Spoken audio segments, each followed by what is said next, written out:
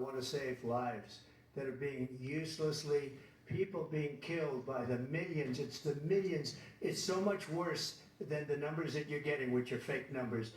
Look, we're in for 250 billion or more because they don't ask Europe, which is a much bigger beneficiary to getting this thing done than we are. They're in for $150 billion less because Biden and you don't have the courage to ask Europe like I did with NATO. They paid billions and billions, hundreds of billions of dollars when I said, either you pay up or we're not going to protect you anymore. So that's maybe one of the reasons they don't like me as much as they like weak people. But you take a look at what's happening. We're in for 250 to 275 billion. They're into 100 to 150. They should be forced to equalize. With that being said, I want to get the war settled. I know Zelensky very well, and I know Putin very well. I have a good relationship, and they respect your president, okay? They respect me. They don't respect Biden. How would you respect him? Why? For what reason? He hasn't even made a phone call in 2 years to Putin. Hasn't spoken to anybody. They don't even try and get it. That is a war that's dying to be settled. I will get it settled before I even become president. If I win, when I'm president-elect, and what I'll do is I'll speak to one, I'll speak to the other, I'll get them together. That war would have never happened. And in fact, when I saw Putin after I left, unfortunately left because our country has gone to hell. But after I left, when I saw him building up soldiers, he did it after I left. I said, oh, he must be negotiating. It must be a good, strong point of negotiation. Well, it wasn't, because Biden had no idea how to talk to him. He had no idea how to stop it. And now you have millions of people dead, and it's only getting worse, and it could lead to World War III. Don't kid yourself, David. We're playing with World War III, and we have a president that we don't even know if he's... Where is our president? We don't even know if he's a president. And just to clarify They here, threw him out of a campaign like a dog. We don't even know. Is he our president?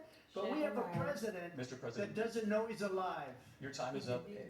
Just to clarify in the question, do you believe it's in the U.S. best interest for Ukraine to win this war, yes or no? I think it's the U.S. best interest to get this war finished and just get it done. All right. Negotiate a deal, because we have to stop all of these human lives from being destroyed. I want to take this to Vice President Harris. I want to get your thoughts on support for Ukraine in this moment, but also as Commander-in-Chief, if elected, how would you deal with Vladimir Putin, and would it be any different from what we're seeing from President Biden?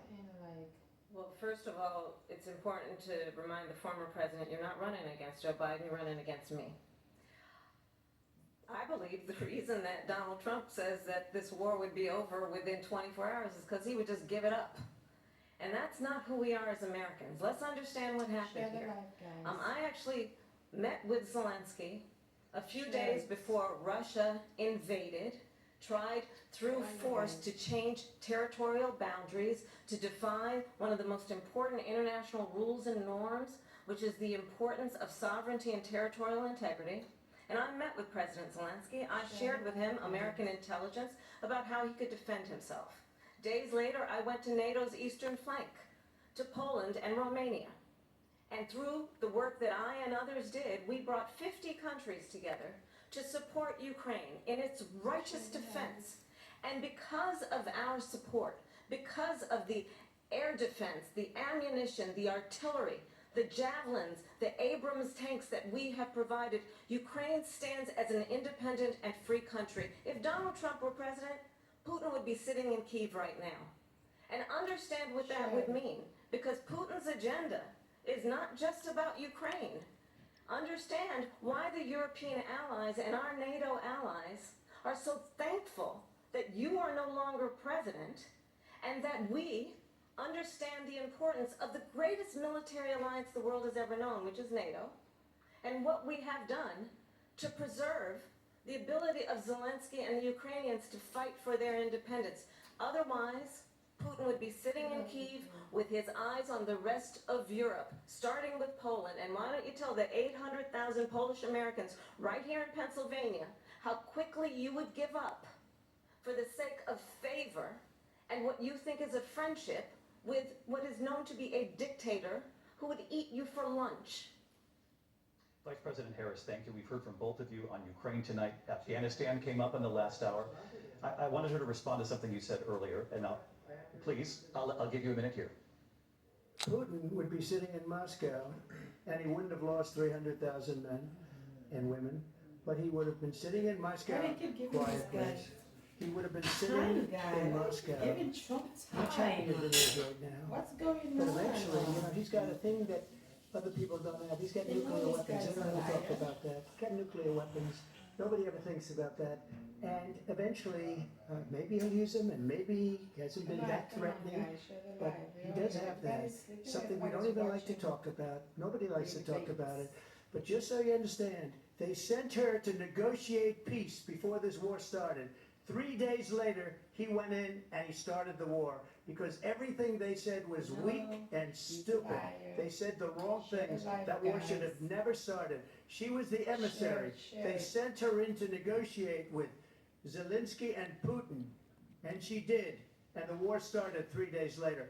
And that's the kind of talent we have with her. She's worse than Biden. In my opinion, I think he's the worst president in the history of our country. She goes down as the worst vice president in the history of our country. But let me tell you something.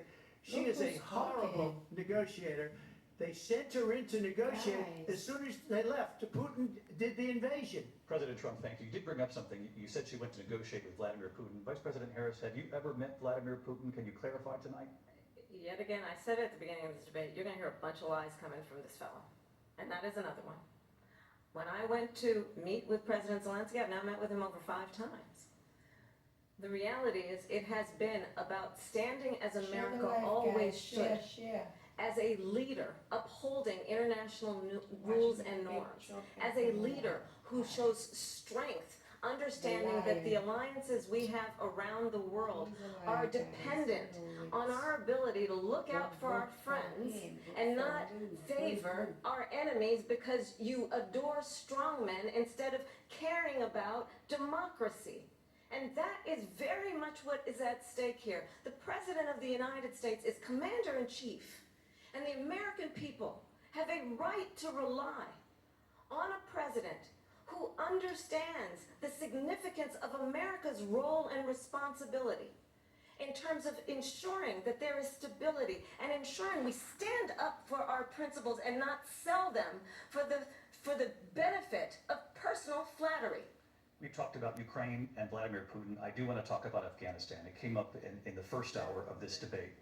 I want to move on to Afghanistan. Said Trump did the most amazing thing I've ever seen. Why He did you got these give him countries, this the 28 guy, countries guys? at the Help time, me with this. to pay up. He said, I've never Why seen, did he's you the head of give him NATO. more He said, time? I've never seen. For years, we were paying Jesus almost Christ. all of NATO. We were being ripped off by European nations, both on trade and on NATO. I got them to pay up by saying, one of the statements you made before, if you don't pay, we're not going to protect you. Otherwise, we would have never gotten it. He said it was one of the most incredible jobs that he's ever seen done. Thank you. I want to turn to Afghanistan. It came up in the first hour of the debate, and we witnessed a poignant moment today on Capitol Hill, honoring the soldiers who died in the chaotic withdrawal from Afghanistan. I do want to ask the Vice President, do you believe you bear any responsibility in the way that withdrawal played out? Well, I will tell you, I agreed with President Biden's decision to pull out of Afghanistan. 4 presidents said they would, and Joe Biden did. And as a result, America's taxpayers are not paying the $300 million a day we were paying for that endless war. And as of today, there is not one member of the United States military who is in active duty in a combat zone in any war zone around the world, the first time this century. But let's understand how we got to where we are. Donald Trump, when he was president, negotiated one of the weakest deals you can imagine. He calls himself a deal maker. Even his national security advisor said it was a weak, terrible deal. And here's how it went down. He bypassed the Afghan government. He negotiated directly with a terrorist organization called the Taliban.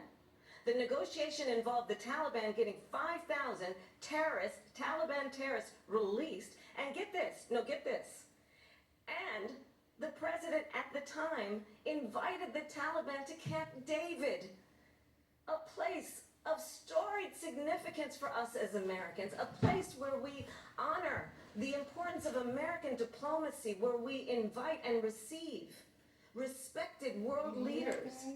And this former president, as president, invited them to Camp David because he does not again appreciate the role and responsibility of the President of the United States to be commander-in-chief with a level of respect. And this gets back to the point of how he has consistently disparaged and demeaned members of our military, fallen soldiers, and the work that we must do to uphold the strength and the respect of the United States of America around the world. Vice President Harris, thank you. President Trump, your response to her saying that you began the negotiations Yeah, with thank the you. Taliban. So, if you take a look at that period of time, the Taliban was killing our soldiers, a lot of them, with snipers.